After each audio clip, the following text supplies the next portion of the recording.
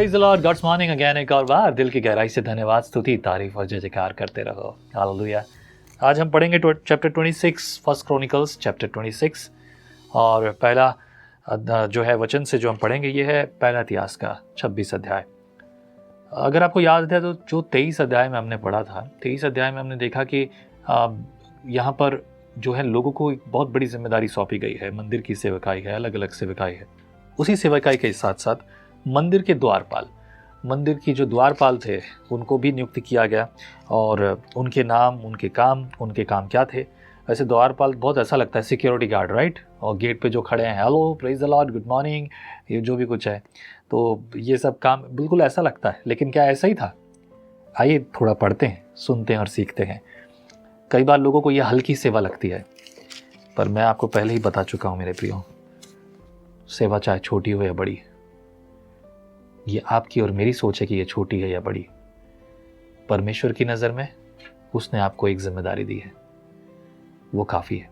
Verse 1, फिर द्वारपालों के दल ये थे। कोरियों में से मशेलेम्याह जो कौर का पुत्र और आसाद की संतानों में से था, और मशेलिया के पुत्र ये हुए, अर्थात उसका जेठा जकर्या, दूसरा यदिएल, तीसरा जब्दिया और चौथा यतिएल, पांचवा एलाम, छठवां यहोहानान और सातवां एलियोहेनन। फिर अबेदोदोम के भी पुत्र हुए, उसका जेठा शमया, दूसरा योजाबाद, तीसरा योआ, चौथा साकार और पांचवा नतनेल, आठवां अम्निएल, सातवां इसकार और आठवां पुल्लते, क्योंकि परमेश्वर ने उसे आशीष दी थी। और उसके बाद छठे वचन से लेकर 11 वचन तक आप इन सभी लोगों के नाम सुनेंगे कि किस किस प्रकार से क्या क्या हुए, उनको परमेश्वर ने नियुक्त किया। 12 पद से हम पढ़ेंगे। द्वारपालों के दल इन मुख्य पुरुषों के थे, और ये अपने भाइयों के बराबर ही यहोवा के भवन में सेवा टहल करते थे। ये भाइयों के बराबर, जो बाकी सब लोग थे ना, उन्हीं के समान सेवा टहल करते थे। मैंने अक्सर देखा है लोगों को, देखिए जिम्मेदारियां तो मिली हैं, जिम्मेदारियों के साथ साथ आगे बढ़कर पूरे मन से, निष्ठा से। देखिए एक चीज होती है द्वार पर खड़े रहना, और एक द्वार पर खड़े रहकर उस सेवा को बड़े आनंद के साथ करना। तो आप उनके स्वभाव को और उनके कामों को देखती तो वो और बढ़कर करते।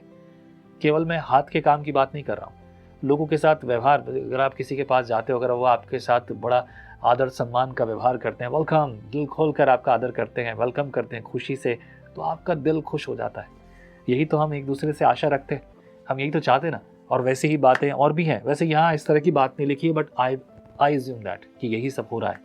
ओके, वर्स 13 में इस प्रकार से लिखा है, इन्होंने क्या छोटे क्या बड़े अपने अपने पितरों के घराने के अनुसार एक एक फाटक के लिए चिट्ठी डाली। पूर्व की ओर की चिट्ठी शेलेम्याह के नाम पर निकली। तब उन्होंने उसके पुत्र जकर्या के नाम की चिट्ठी डाली। वह बुद्धिमान मंत्री था।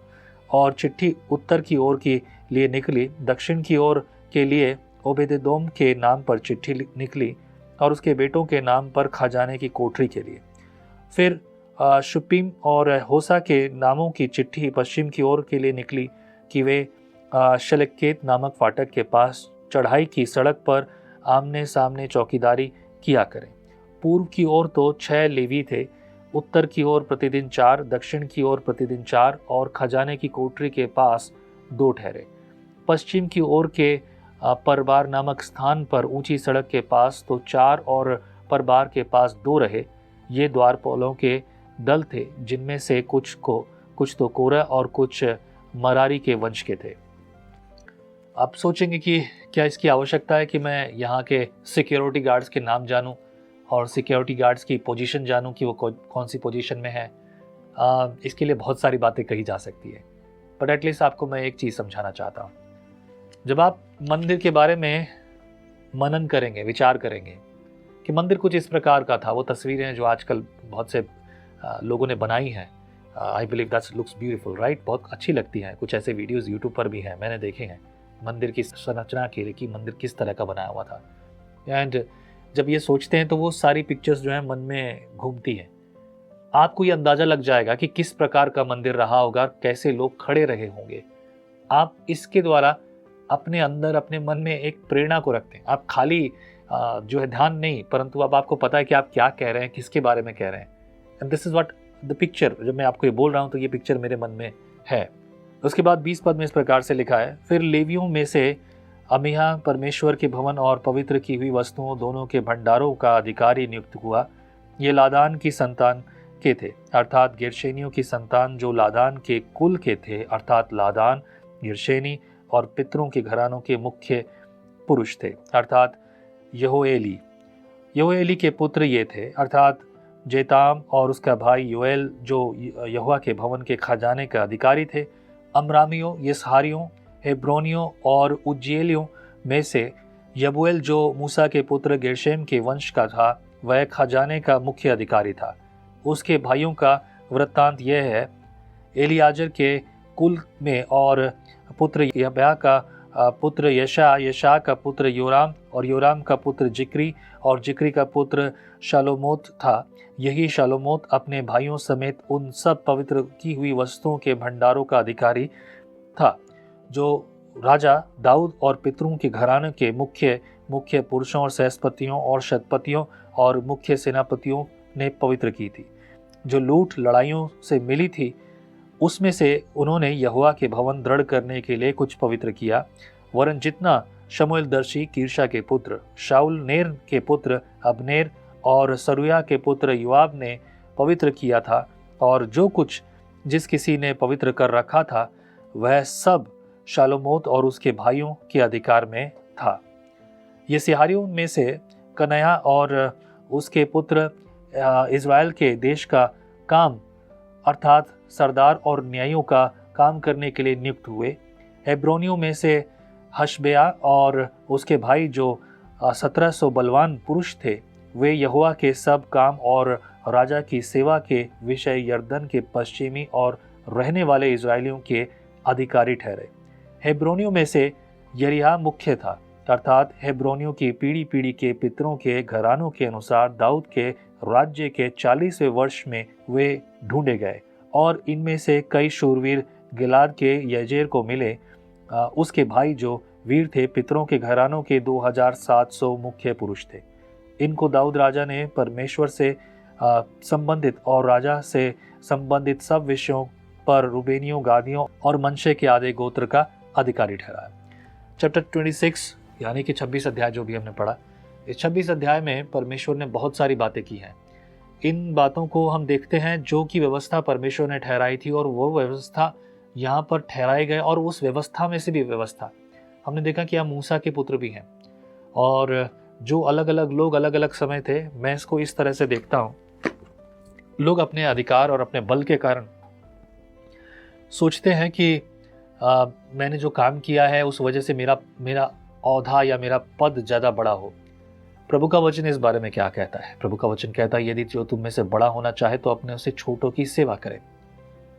नीति वचन हमें बहुत कुछ सिखा रहा है, भजन संहिता भी बहुत कुछ सिखा रहा है, और नए नियम में तो बहुत सारी चीज़ें बातें हमारे साथ और भी साफ खुलकर बात आई। समय दर समय मैं कहूँगा आज और भी बेहतर खुलकर बात आई है। जब प्रभु के सेवकों ने मनन करना शुरू किया, प्रभु की बात को सुनना शुरू किया, तो वहाँ पर हमें बहुत कुछ सुनने को और सीखने को मिला। That's what we need to understand. बड़ा होने के लिए कुछ काम और नहीं करने की ज़रूरत है, लेकिन प्रभु के सामने समर्पित होना है। हमने बीते अध्याय में पढ़ा, परमेश्वर ने ऐसे ऐसे लोगों को चुना जो किसी भी तरह से कभी ये नहीं सोचते थे कि हम किसी स्थान पर पहुंचे। ये तरीका और ये व्यवस्था तब भी थी और आज भी है। प्रियो, अपने आप को ऊंचा मत करो। प्रभु का वचन ये भी कहता, धनवान होने के लिए मेहनत मत कर, प्रभु बढ़ाएगा। जब प्रभु देगा ना तो उसे कोई रोक नहीं पाएगा, उसे कोई छीनेगा नहीं, क्योंकि वो प्रभु ने दिया है, और उसका पूरा आनंद आप ले पाओगे। ये बड़ी बात है। आमीन। तो प्रभु आपको आशीष करे। आज की प्रार्थना आपके लिए ये होनी चाहिए। Let's pray together. प्रभु परमेश्वर, धनवान प्रभु मैं तेरी ओर से बनूंगा। प्रभु मेरा भाई बहन जो यहाँ है, प्रभु तेरी ओर से धनवान बनेंगे, न शरीर की मेहनत से, न हाथों के कामों से, न ज्ञान से, न बुद्धि से, और न कोई और बात से, परंतु जो स्वर्ग से प्रभु तू देता है उससे धनवान बनेंगे। अपने हाथ को बढ़ा, बुद्धि दे, ज्ञान दे, वो बुद्धि और ज्ञान प्रभु जो तेरी ओर से आता है, और प्रभु उसके द्वारा धनवान बना, आत्मिक वरदानों से भर दे। रोज की जिंदगी प्रभु तेरे द्वारा चले, परिवार के हर एक जन को प्रभु तू अपने हाथों में ले, ताकि तेरी मर्जी प्रभु उनके जीवन में पूरी हो, मुझ में पूरी हो, हमारे जीवन में पूरी हो। धन्य तू, धन्य तेरा राज्य जो तू प्रार्थना सुनकर हमेशा उत्तर देता है। प्रभु जब तेरे सामने खड़े होंगे तो तेरे लिए विश्वास योग्य ठहरे। धन्यवाद हमारी प्रार्थना सुनने के लिए, मसीह यीशु के नाम से मैं मांगता हूँ, आमीन। प्रभु आपको आशीष करे, नई सामर्थ और नई अगुवाई दे। आमीन। जय मसीह की। परमेश्वर का वचन जीवन देने वाली रोटी है। आओ हम इस जीवन देने वाली रोटी का और मजा लें विजनरी टीवी पर। हम हमेशा सोचते हैं कि शायद मैं भी बाइबल कॉलेज जाकर बाइबल को अच्छे से सीखता, पर अब आपके लिए है visionary TV, deep Hindi Bible study के लिए।